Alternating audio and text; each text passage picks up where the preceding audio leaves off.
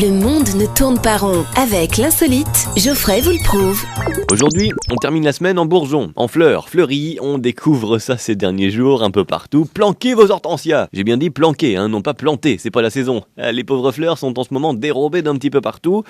Oui, il existe un gang de voleurs d'hortensias. Avant, on est en 2014, attention, avant t'avais des voleurs dans les années 20, c'était des types genre John Dillinger, Bonnie and Clyde, tu vois, ils volaient des banques de manière démesurée, ils suscitaient la fascination, des casinos, etc.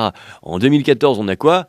Des voleurs d'hortensias. Ah bah c'est la crise. Apparemment le phénomène vient d'Allemagne et débarque chez nous, c'est en fait de la drogue low cost. Pas cher, pas illégal, les mecs fument de l'hortensia. C'est pas de la drogue, c'est de la phytothérapie. On revient à la nature, au jardin. Apparemment les feuilles de l'hortensia auraient des effets hallucinogènes et euphorisants. Les jardiniers vous laissent garder ça pour eux tout seuls, bande de coquins. Mais quand même, à quel moment il y a un mec qui regarde un hortensia et il se dit...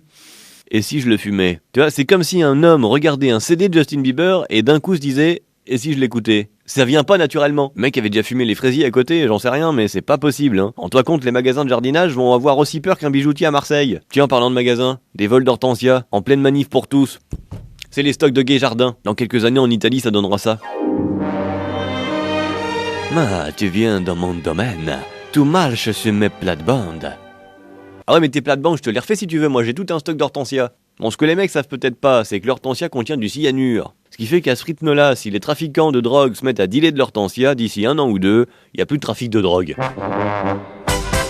Retrouvez cette histoire et d'autres sur la page Facebook L'Insolite de Geoffrey.